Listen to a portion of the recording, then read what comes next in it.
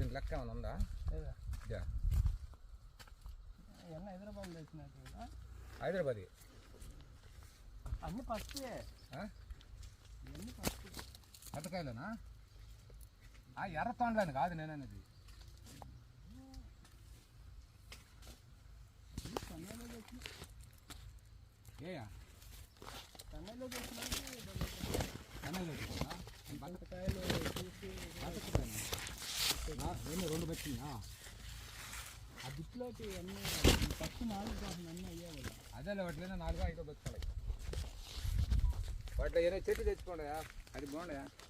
పత్తితో వేస్తాయండి.